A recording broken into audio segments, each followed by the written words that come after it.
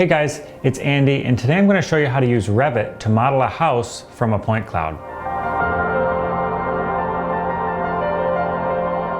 This is going to be more of a walkthrough tutorials type video, so that means I'm going to give you the same data that I'm going to be working with, so you can download that in the description below.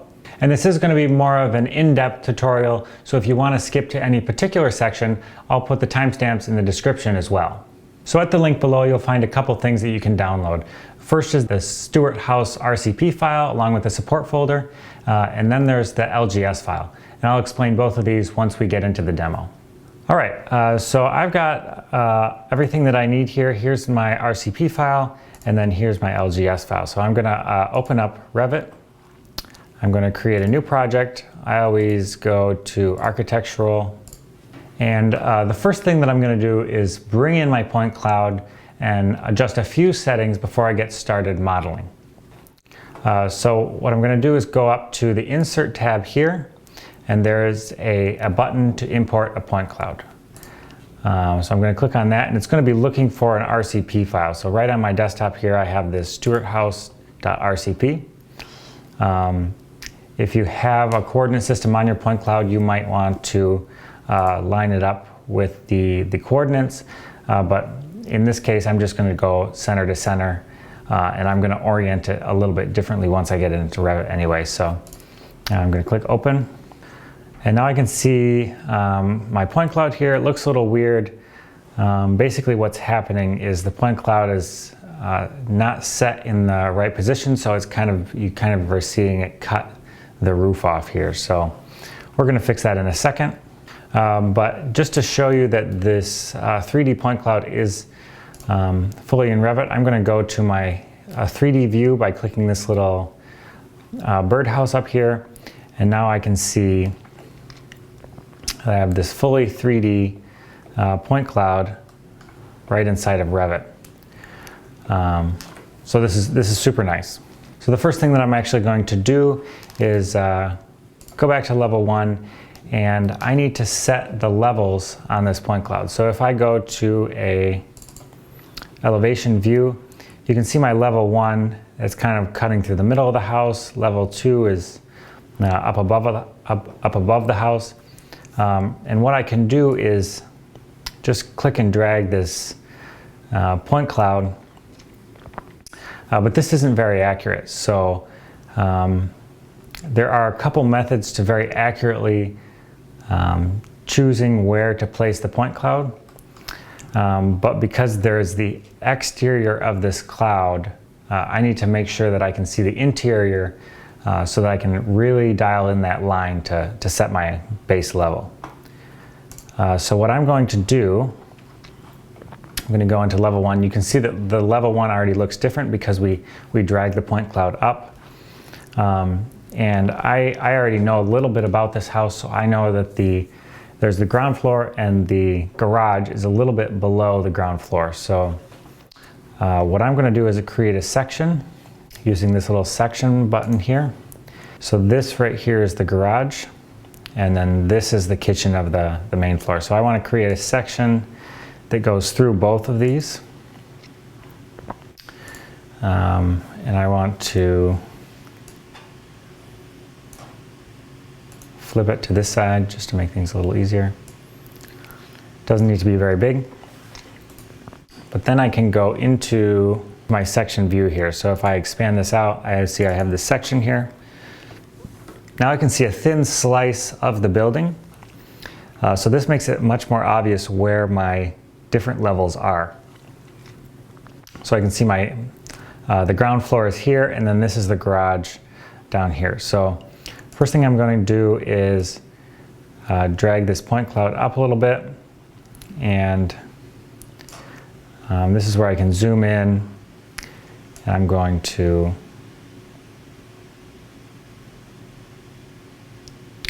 line that right up with the ground floor there. So that looks really good. The level 2 is above the ceiling, and then there's no level down here for the garage floor level. What I'm going to do is go to my architecture tab, and I can set a new level. So set a new level, and you can see that it has a little snap to the point cloud, so I can click right on here, drag this out, and then I'm going to call it garage floor. So this is below floor 1. It's 1 foot and 6.5 inches. It's actually, yeah. So this is likely. I would change this to a nominal value, 1.5 foot drop. So I can just do that, and then it just makes things a little cleaner. So you can see that lines right up with the bottom of the garage floor. Now the level 1, the 0, is lined up with the ground floor level, and then I can move this level 2 if I wanted to. I could create a ceiling.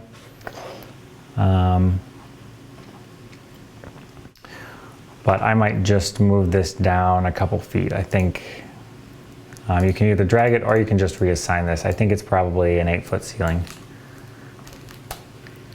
Yep, that lines right up. Okay, so now we've set our different levels for our project. Now I can go back to level 1. Now because I already set this up correctly in Register 360, everything is straight. And I created a coordinate system to square this up. But your point cloud might not be perfectly squared up. So just in case, I'm going to show you how to do this. So if I highlight the point cloud, I always have a rotation option. So there's this little rotation toggle that just by default shows up in the middle, and then anywhere around I can click and rotate. One of the things that I do is I can create a wall straight up and down. I'm going to delete it in a second so you don't have to worry about any of the settings. But then what I do is I will line up a corner with the edge of this wall. I'll highlight the point cloud, use the move tool. I'll dial it in right on this corner. And then I'll snap it to the corner of this wall.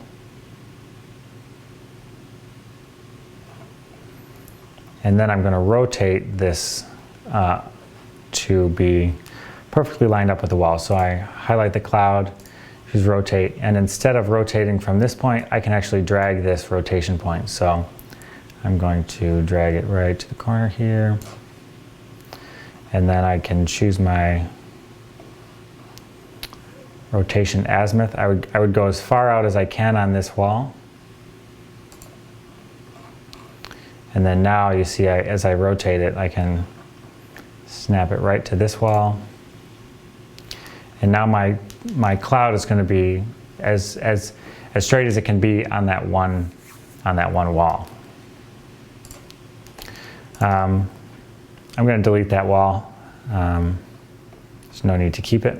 It's always good to know how to change the settings of your point cloud, and you can do that with the visibility and graphics panel. So this visibility and graphics button over here, you can also type VG and that'll pop up. And then there's this point cloud tab over here, and this is where you can see you can turn the point cloud off. You can just toggle it off, toggle it back on, and then you can toggle certain scans off and on, so that can be sometimes really helpful. You can also change the visibility. So this is the actual color of the cloud from the visual images. You can change to a single color. Intensity is sometimes nice, but you have to actually set which colors you want. But I usually just keep it the RGB colors. And the last thing I do before I actually start modeling, you can see that as I hover over it, it kind of changes colors. So what you can do about that is select it, so you get this point cloud modification tab, and then pin it. And then there's this button where you can select pinned elements. I'm going to toggle that off. So now when you hover over it, it doesn't do this weird color changing thing, which I kind of think is annoying. All right, so now I'm ready to start modeling my walls. The first thing I do before I start modeling my walls is I make sure that I can really see the walls cleanly. So you can see in this view right now, I'm in the level 1 floor plan view, and I can see the floor and a bunch of stuff, and it's just not really super clear what the walls are. So basically what I need to do is adjust the clipping plane so that I'm just seeing a slice of through the middle of the building. So I'm going to go down to my view range here, and when you're in a floor plan, you can adjust the bottom and the cut plane levels to kind of adjust this slice. So you can see I'm right here at 0. At my base level, I can change that up to 2 feet. And you can see instantly everything's going to be a little more clear. So I can see exactly where all the walls are. If I want to make it even thinner, I can adjust this. I think traditionally you would go 4 to 3. That looks pretty good. I might stick with that. So I have a 2-foot slice. Maybe I'll do it even thinner. Yeah, so that's good. So I have a 1-foot slice between 4 and 5 feet. So you can see that everything is very clear. I'm not distracted by everything on the ground or anything like that. So this looks really good. I can see my windows. So this is going to be, I doubt that I'm going to edit my view range any more in this video. The only case where you might need to is if there was a window that was at a level where you couldn't see it here. So let's get started creating these walls. So I'm going to use my wall tool, and I might not know exactly how thick these walls are, so I'm just going to escape out of that really quick and use this measurement tool. Take a quick measurement. That looks like it's about 5 inches. That's interior to exterior, so that might not be a really good value to trust, because there might be siding on the exterior that we want to incorporate, or maybe not. It's really up to you, but this looks like 4 inches right there. Let's check a couple other places.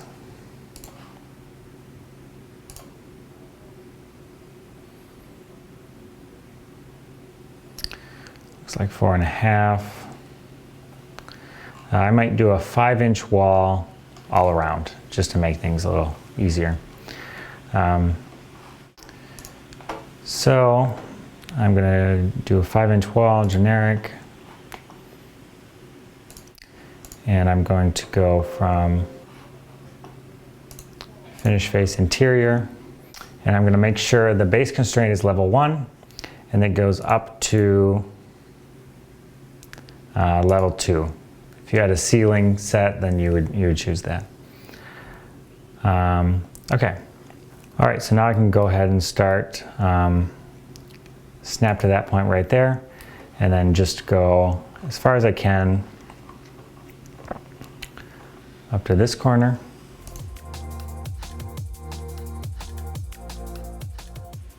I should have went directly down to this point and then over, but what I can do, which is a pretty nice trick with Revit, is that I can ignore that really for right now. And I'll show you how to edit that. It's really easy to edit that and make it correct.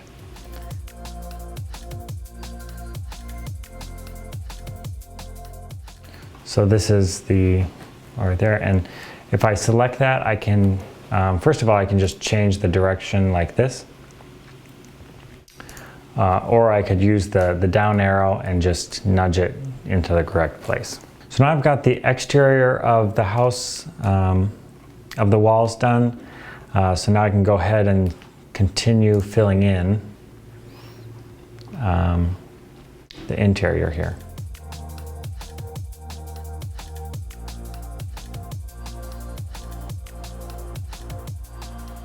that looks good.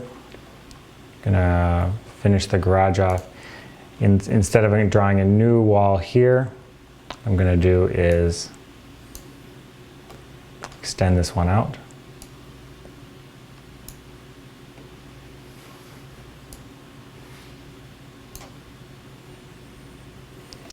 And this is a little bit of an interesting case because the garage level is a little bit lower.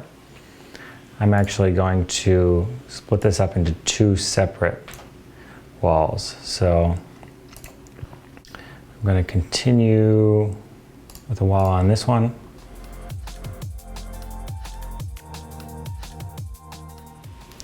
And then it's important that this wall is separate from these two walls. And I'll show you why in a sec. I'll create another wall here.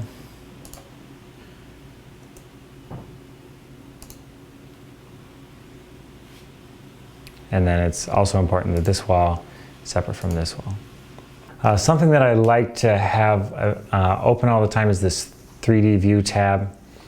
And in the 3D view tab, I will usually hide the point cloud. So I'm going to type VG, turn off the point cloud.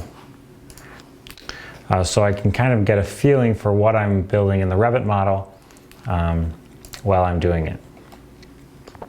So you'll notice that if I turn the point cloud off in the 3D view, it doesn't turn it off in the floor plan views.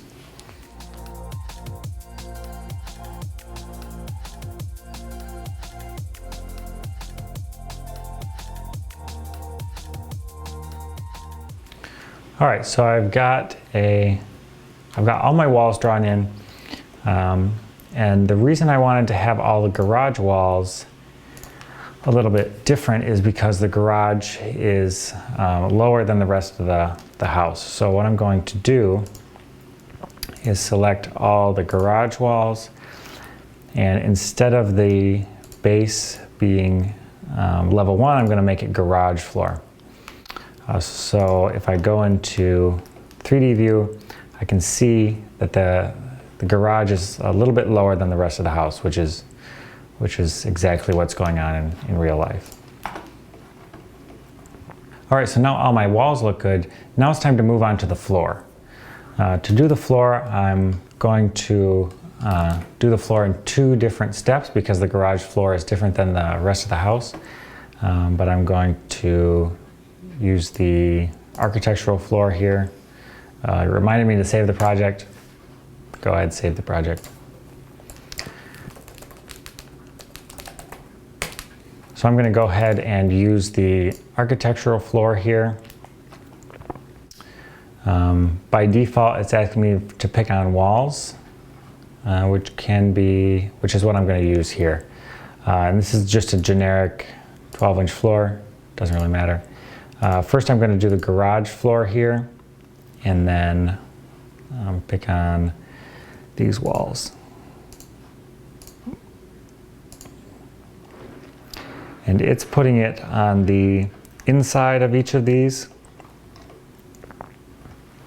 which is what I want. I'm going to click Finish, and then it's put in my floor there. So if I just switch really quick to the 3D, you can see that there's a floor there. So then I'm going to do the same thing for the rest of the house, but I'm going to do that in one step. So I'm going to do another floor. And then this time it is on level 1. And then before I finish this, you can see that some of these walls are they're a little long, so I can edit these, and all of these have to be snapped. What I can do is I can switch this one to the other side of the wall.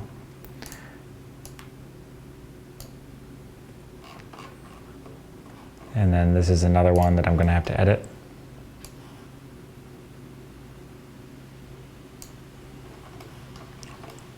And this is one I'm also going to switch to the other side of the wall.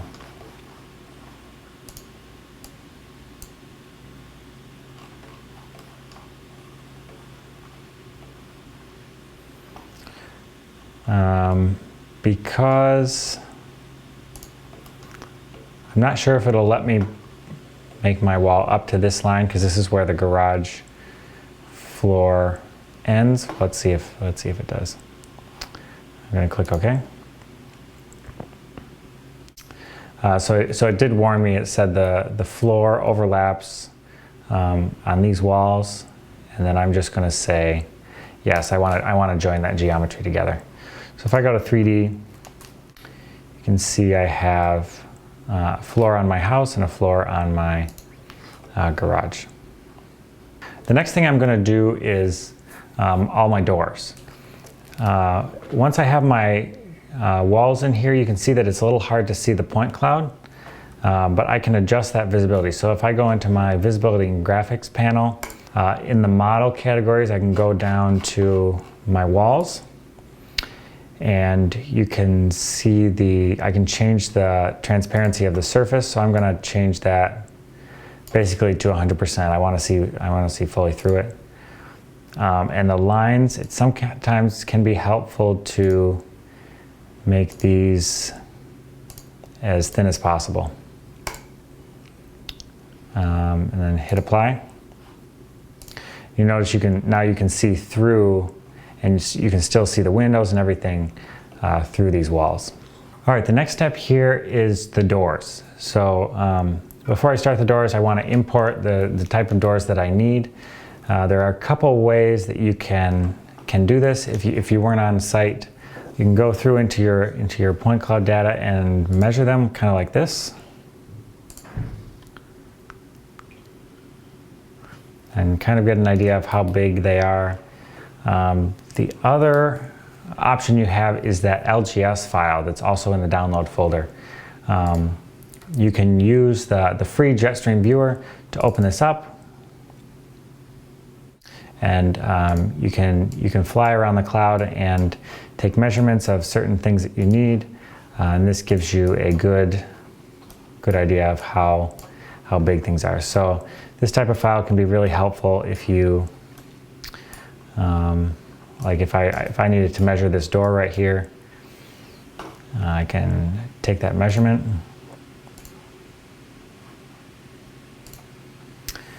And I find this LGS file to be extremely helpful, especially if you weren't the one on site and scanning. So this can give you a really good idea of which way doors swing, because that can be a little bit less obvious once you get the point cloud into Revit or AutoCAD. I already know what size of doors I need for this project. So inside of Revit, I'm gonna click on doors, and I'm gonna click edit type here. And then I'm going to load, what I want to load is the single panel.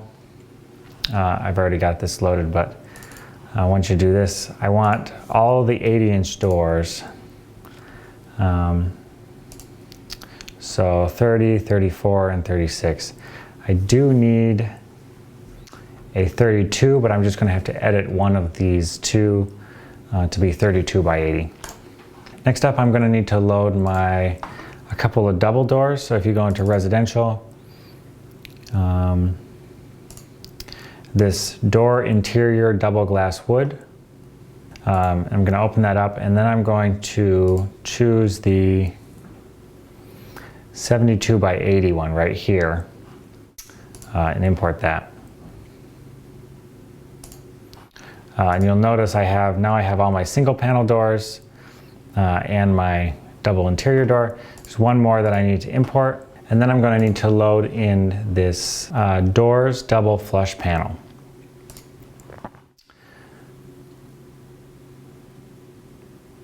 And then all I need is the smallest version of that. We're going to have to edit that one a little later, but that's all right. All right, so now I have all the doors that I need, and all of these doors are part of the default collection if you're using Revit 2020. This is the Imperial version, so you should have access to all the specific doors that I'm using. You can be a little more accurate if you want to import your own families, but I'm not going to do that for this tutorial. Okay, so now I can get started placing my doors. Revit is super nice because you can hop between different doors pretty easily. So I can see I'm going to try this 30-inch door. I can see right off the bat this door is not 30 inches. I'm going to try 34. You probably couldn't even go to 36 on this one. So I'm going to drop that right there. And that drops in that door, so that's super easy. If I go to the garage door, I'm going to drop that right there. This door goes right about there, but it needs to be mirrored over, so all I need to do is hit the space bar and put that door right there.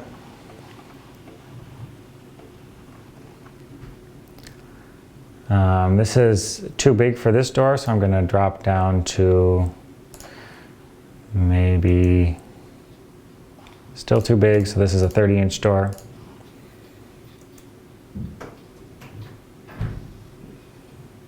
Right there.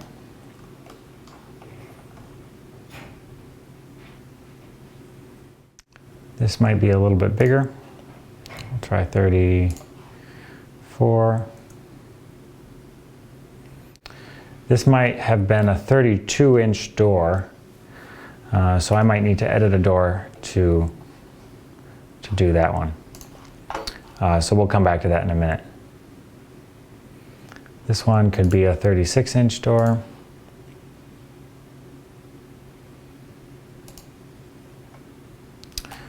It looks like I could have slid that over a little bit, so all I need to do is select it, use the arrow key to make sure that that's in the perfect spot.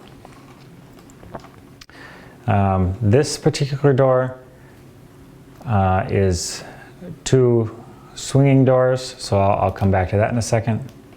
So I'll continue on to this bedroom. It's way too big for this door. I'll try 30 inches. That looks like it's going to be perfect. Maybe it's 30. This might be another 32. I think 34 is going to be probably too big. So we'll come back to that.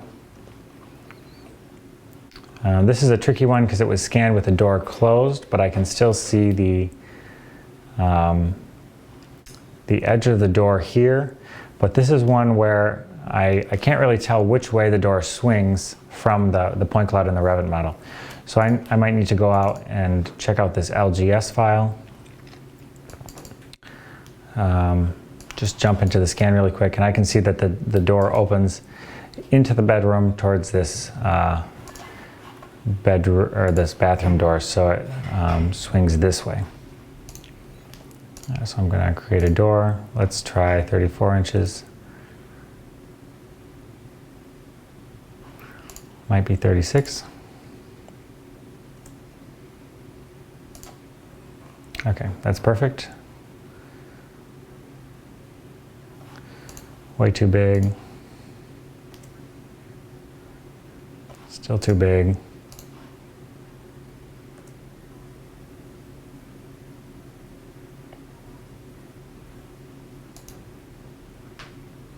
Maybe a little small. That might be a 32-inch door. We might come back to that to fix it. This bedroom door is a swinging door, so we'll come back to that in a second. This bathroom door, I think, is super small. I think it's even smaller than this. So what I'm going to do, I'm actually going to edit this one. So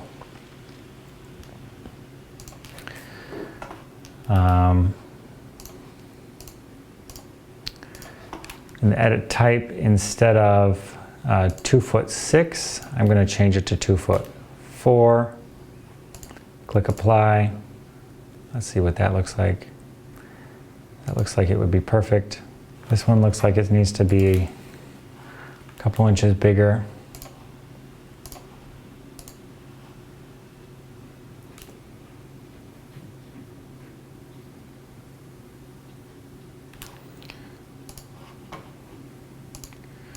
(2'10".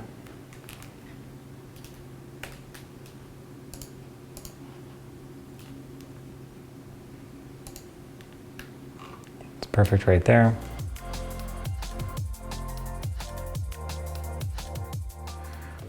The last door I need to do is this door right here for this closet, and this wasn't open when I scanned, so this is another time when I'm gonna go back to the site map and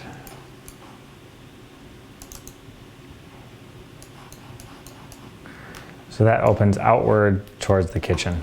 Oh, actually it looks like I forgot to draw in this wall. So I'm gonna go back, do this wall really quick. Okay, now I can place this door.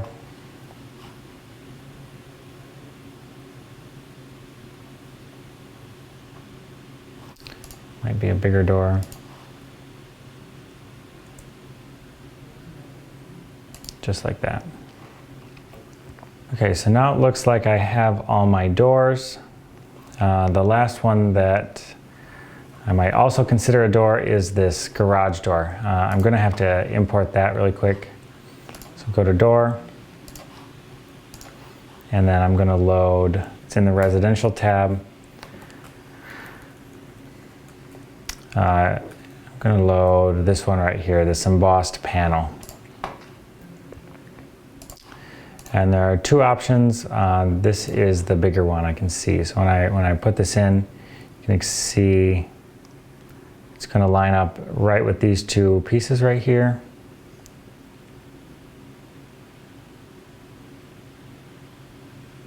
Right there.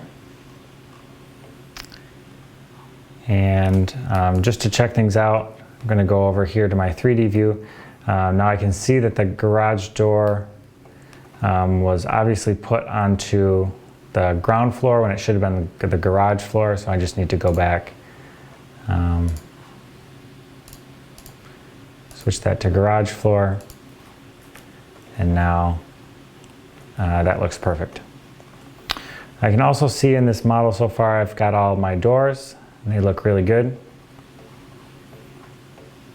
I still need to add a couple double doors here on this wall for the closets. So let's do that right now. So I can see that this double door is way too big. What I'm going to do is just measure out approximately to here. Let's call it 3.5 feet. So, oops.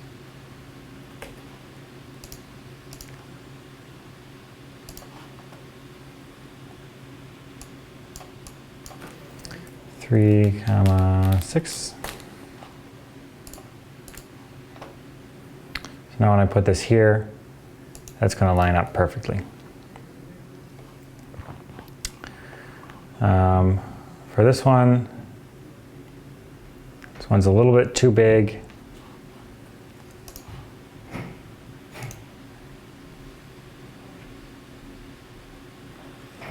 That might be 3 feet exactly, so I'm going to edit the same thing.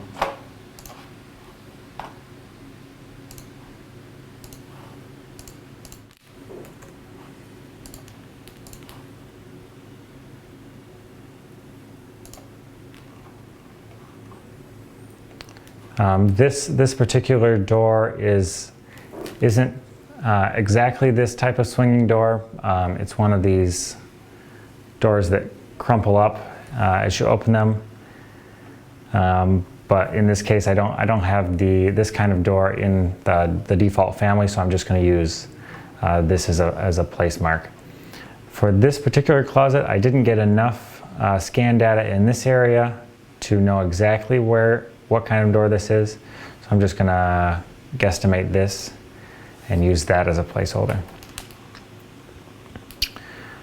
Okay, so everything looks good here. I've got all those type of doors. The last thing I need to do is my glass double doors that go outside. So I have this, this type of door right here, and I believe this is the right size. I'm not sure if these open in or out. This is another time that I would use this Jetstream viewer.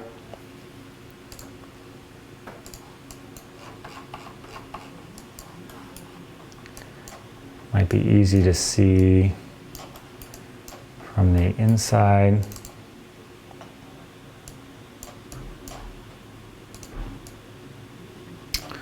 I'm pretty sure that they open inward. I think they actually might be sliding doors. I'm not sure if I have those in the families, in the default families. So I'm going to use these double full glass doors, and I'm going to have them opening inwards. And these the default size should fit well for both of those. I'm going to check. Everything looks good here. So this is looking good. The next step is the windows. Ideally, you'll already have a good idea of the type of windows and the dimensions that they are. If you really want to do things properly, you'd make sure that you have the exact families for each particular window type and import them into Revit. This particular house doesn't have windows that match the default families that come with Revit, so we're going to have to edit a few. Go ahead and go into your window tool and then click on Edit Type. We're going to load in the Windows folder.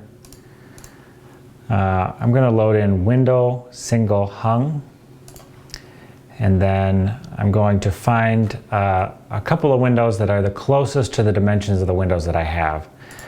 So I'm going to load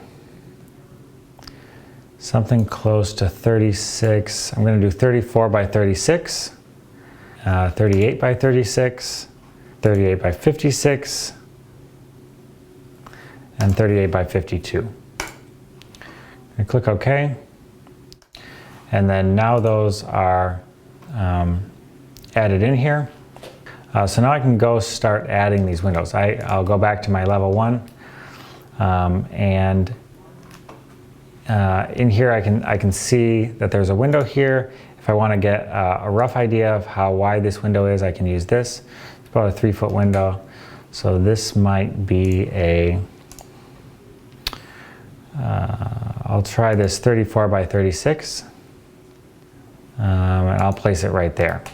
Now right away, I can go in and check this window out to see if it's in the right place vertically. The easiest way I've found to do this is use the camera tool, and I can place it in the living room here, and then I have to drag out the point of view to see how far this camera will see.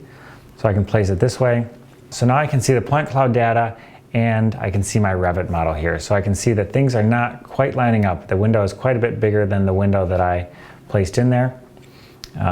Using this little toggle, I can move around, so I might want to look down a little bit.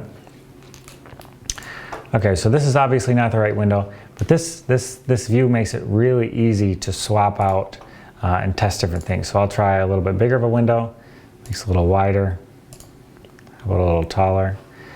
So that might be pretty close. What I'm going to do is click on it, and then I can use the down arrow to drop that in the right spot. So that looks good right there.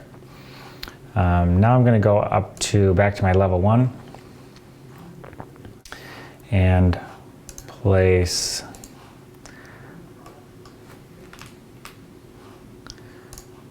another one of these windows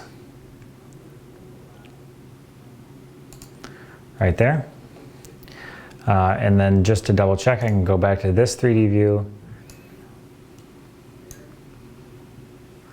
Can look this way.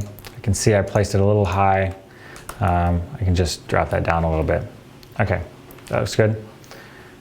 Back to level 1. All right, so now I'll move on to a different window here. This one in the kitchen is, I think, pretty small, so I'm going to try this one right here. I don't have to be fully committed to it when I place it, because then I'm going to go straight into my new camera view and look at what I'm working with. So I can see that this is pretty close to the size, but I might want to move this up a little bit, and it's a little, might be a little tall. So what I can do is go in, edit the height down to, it's probably right, but let's try 2 foot 10 inches, just to kind of show you how you can edit these things. So let's call it that good right there. That lines up pretty well. Now I'm going to go back to my level 1, and now I'm just going to repeat this same process for each of my windows.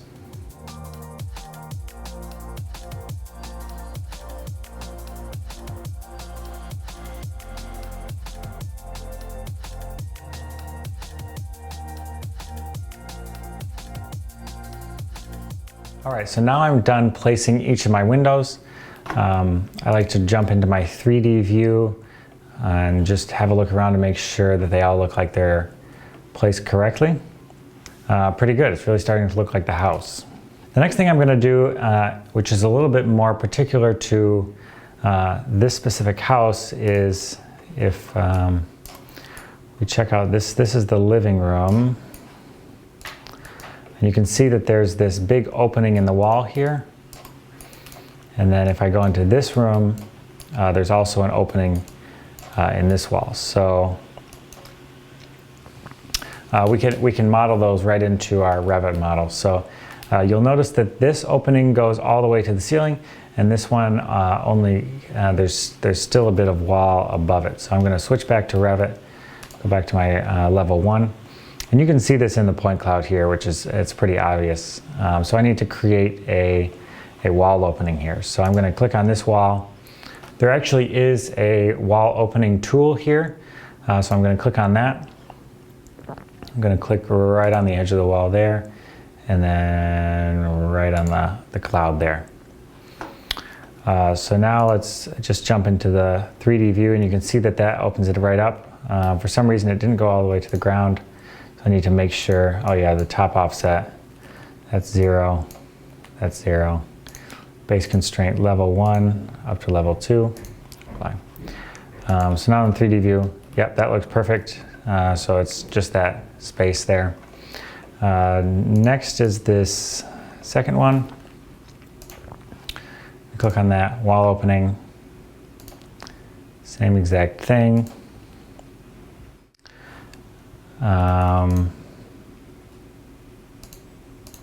Base offset, I'm going to set to 0.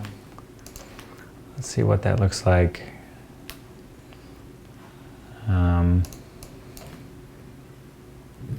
Let's do -1 for that. Okay, so that looks a little bit like it should, but to really dial it in, what I'm going to do is set another camera view.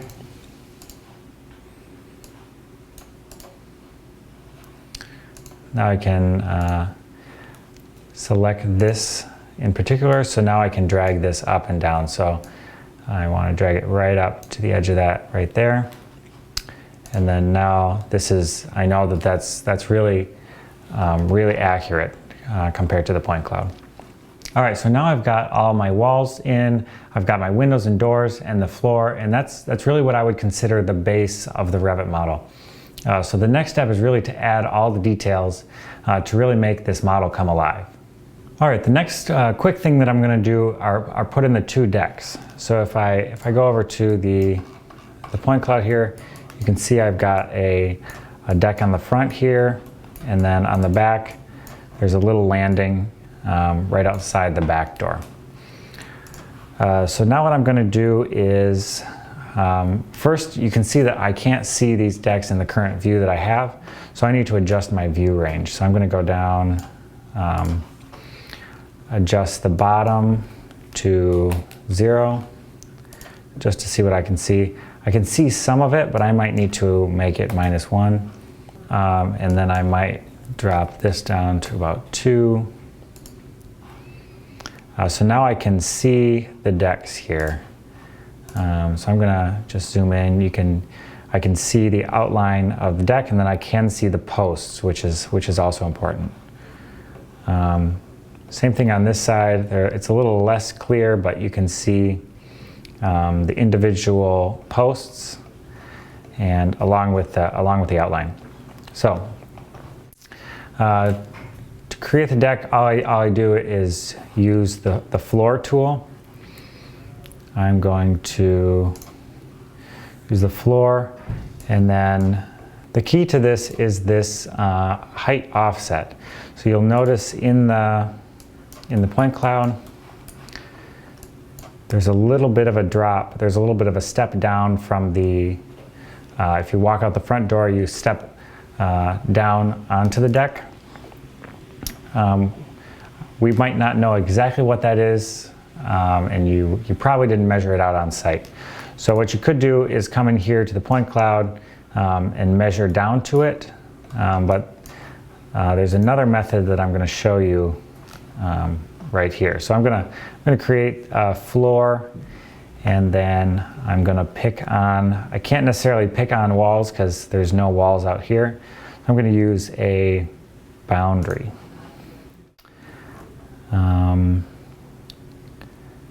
Going to use right here.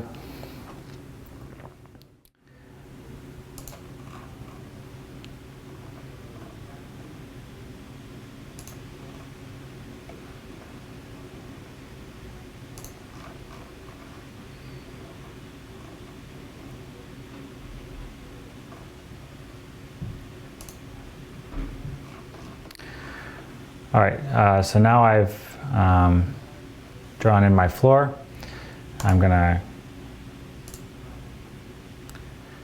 click the check mark, and you can see that my floor was created here. If I go into my 3D, I can see it's going to be automatically put on level 1 because I didn't put that offset in. Now to put it on the correct plane, what I'm going to do is go over to my 3D tab, and then I'm going to turn on my point cloud. So I'm going to hit VG to turn on my visibility and graphics window right here, and I'm going to turn on my point cloud.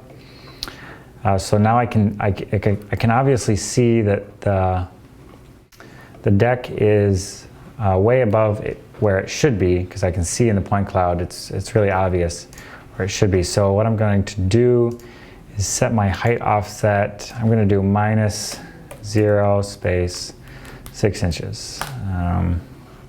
That might be too much. That looks like it was about right. So there's about a 6-inch drop from the house floor to the deck here. So that looks good right there. All right, now that I've got my decks created, a really nice aesthetic thing to add are the railings to the decks. So the first thing that I'm going to do is add my structural beams in here, and you can see the outline of these. Here you can see I've got 3 beams here, 4 if you count the one against the garage. I'm going to choose a structural column, and I loaded in a timber column. This can be found in structural columns, wood, timber, and then I'm going to load in 5x5 columns, maybe 6x6 just to be safe.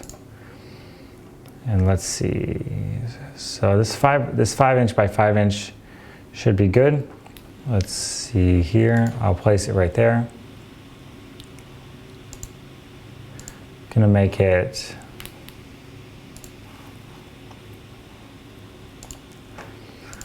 going to move this up to level 1. I'm going to do the base offset as -6 inches, and then the top offset, or the top constraint, will be level 2. And now I'm going to continue with these same columns here.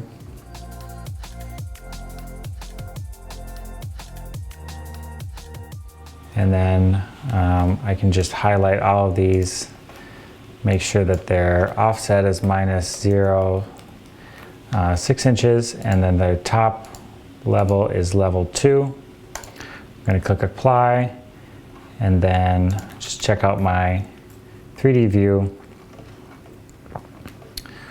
These look pretty good, except that they extend through I might want to move these up a little bit just to make sure that they don't come through the front of the deck. And their base constraint can be level 1. I accidentally made it garage floor.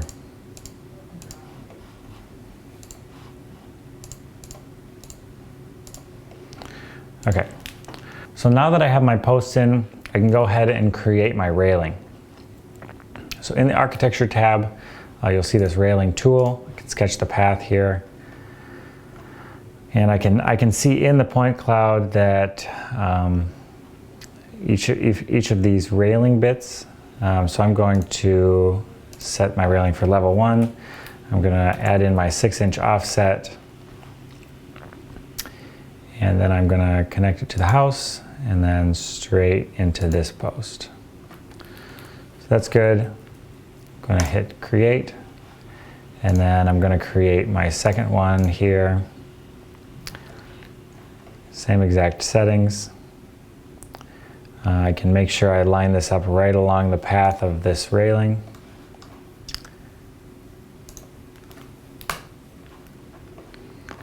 It has that same offset, and then click OK. I'm going to go to my 3D tab,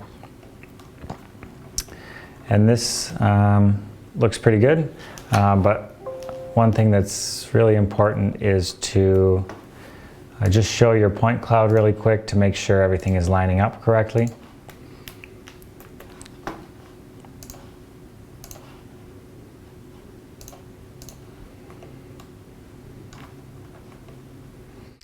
And it is. If this wasn't the correct height or something like that, you could go in, edit type, and then change the height. So if I wanted to make this 6 inches higher, I can see really quickly that that's not correct. I can see the line of the point cloud right here. So I can really dial this in and make this 3 feet. And I can obviously see that that's the correct height. The next thing I'm going to put on is the ceiling. The ceiling is pretty straightforward because it's the same ceiling throughout the entire house. Even the garage has the ceiling's on the same level. So what I'm going to do, I'm going to toggle off my point cloud because it's just getting in the way and I don't need it right now. And I'm going to do a ceiling. And I'm going to sketch it using the walls. Use this one.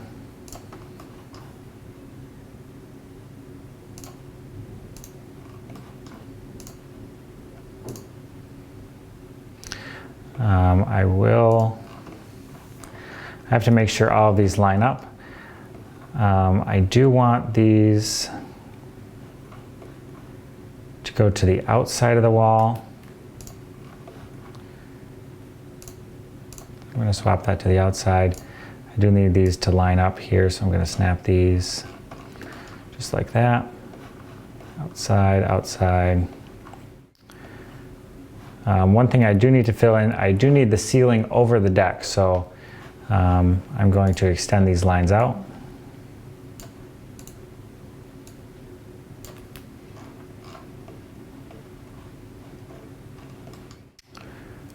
All right, this looks good here. I don't need any offset. These are all set on level 1 with an 8-foot height, which is how high our walls are. I'm going to click accept there. So now I'm going to check out my 3D. So now I have this ceiling over top of the entire house. So that's exactly what I wanted. All right, the next step I'm going to do is the roof. So I'm going to go into my ceiling plan, and I can see a little, so I can definitely see the ceiling. I can see a little outline of the roof in some places, but not everywhere. So I'm definitely going to want to adjust this view range. When you're in the ceiling plan, this is where the top comes into play, the top constraint. This view depth, I'm going to say unlimited, and I'm going to change this to maybe like 11 feet. Let's see what that looks like. So this is what I wanted to happen. Now I can see the roof overhang on each side of the wall. So that's really going to help me in figuring out how far the roof overhangs. It is important to kind of get an idea of how the roof is shaped. So if we go into our 3D view, I'm going to turn on my point cloud really quick. So you can see that there's kind of two different roofs going on. There's this, I would call it this roof right here, and then a separate roof. There is a way to do this roof all in one step, but I prefer to do it in two steps and then connect the two roofs together. So first I'm going to create the first roof, and then do it by footprint. I don't want to do this in my floor plan. I want to do it in the ceiling plan. I can see that these aren't the same. The overhang is not equal on all sides. So what I actually did is I went into the Jetstream viewer and measured this out. So I just took a couple of quick measurements here. I saw that that's about a 2-foot overhang, and then on this side,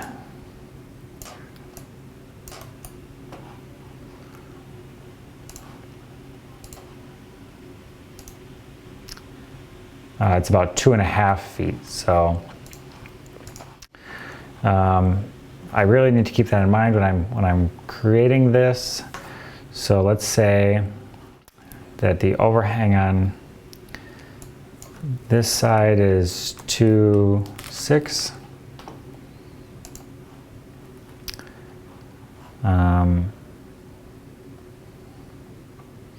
And then when you scroll in here, if I'm on this side, I don't know if you can see this really light dotted line. It'll show up about here when I'm hovered on here. If I hover on the other side, it'll move to the other side of the wall. You can't really see it because it's lining right up with this line, but I'm going to put that there. And you can see that the line drops almost perfectly onto this point cloud, so you know that this is the right side. And then I'm going to do the same thing over here. So you can see the blue line on the bottom here. If I hover over the top, it lines up almost perfectly. That's exactly what I want. And then these are defining the slope. So you see I have this checked here, and that means that on these sides of the wall, it's going to slope. On the other side, this is not true. So the wall is flush on these sides. If I hover over here, you can see this blue line on the outer side past the wall. That means that the overhang is a little too big. So this is where the wall has a 2-foot overhang.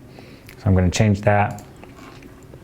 Draw that one on, and then the same thing on this one. Next thing I need to do is make sure these all line up together.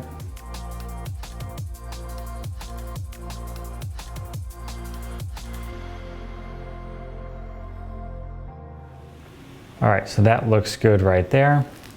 And another thing we need to do is define the angle of the slope. But I might not know that right away, so I'm just gonna create the roof. I'm going to quickly go into 3D, and I must have been, I actually created this roof on level 1. Let me just move that up to level 2. And so now I can see that this roof is pretty close to lined up, but you can see it's definitely the wrong angle. But this is really easy, especially with the point cloud, because I can look at this from the side and just drag this down until it matches. So that makes things super easy. If I want to try bumping this up a little bit, that looks good. I also, this particular house cuts off flush here, so you can change this to square cut. All right, so that looks good. The next step is to create this secondary roof and then just attach it into the first roof. So now I'm going to go into my ceiling plan and do the exact same thing. So I'm going to go to my roof, choose my two slopes that are overhanging by 2.5 feet, and just like that. And then I'm going to do my one that goes right there. And then this roof is going to intersect with the other roof. So I'm going to initially make it short. So I'm going to just connect these two lines. And then I'm going to trim these lines just to make sure everything's connected. And then I'm going to make sure this is set at level 2. And then I'm going to click OK. Let's see what this looks like. OK. It's obviously going to be too steep, just like the last one is. Just like the last one was by default. But I can just drag this down like that. I might want to raise it up a little bit. Okay. So then the next step is to connect this roof with the other roof. I'm going to toggle off my point cloud in this 3D view. And in the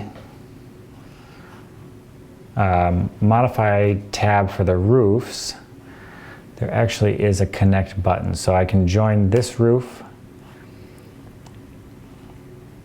I can join this line with this face, and then it automatically just joins these two roofs together.